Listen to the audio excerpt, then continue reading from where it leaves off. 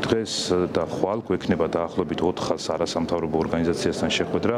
სამუშაო ფორმატში განვიხილავთ ჩვენ იმ რეგულაციებს, იმ მონიტორინგის რეგულაციებს, რაც კანონს აქვს განსაზღვრული და ვფიქრობ, რომ ანტიკორუფციული ბიუროს შეთავაზება იმ შესაძლებლობასთან დაკავშირებით, რაც ორგანიზაციებს კიდევ უფრო მეტად გაუადვილებს, კიდევ უფრო მეტად სანდომიანს გახდით მათ სამუშაოებს, კიდევ უფრო მეტად პატივსაცემი იქნება მათი სამუშაოები, ეს შესაძლებლობას გამოიყენებს ყველა ის ორგანიზაცია. მთავარი უნდა აღინიშნოს, რომ ამ კანონ პროექტებს, რომელიც არის ფარას კანონი და გრანტების შესახებ კანონი, ძალიან ბევრი მომხრე ყავს დღეს ის ორგანიზაციები მხარს უჭერენ, ვისაც სურს იმუშაოს კეთილსინდისიერად და გამჭირვალედ და ის ორგანიზაციები, ვინც არ უჭერს მხარს გამჭირვალობას, მე ვფიქრობ, რომ ისინი ეწევიან შეფარულ საქმიანობას და რა თქმა უნდა, ეს არ არის კარგი, ეს არ არის დემოკრატიული, ეს არ არის ევროპული სტანდარტი, რასაც ისინი ამ დღეების განმავლობაში თავს გვახვევენ. ასევე სრუა ინფორმაცია იმის შესახებ, რომ თითქოს ეს კანონები უზღუდავს რომელიმე ორგანიზაციას საქმიანობას.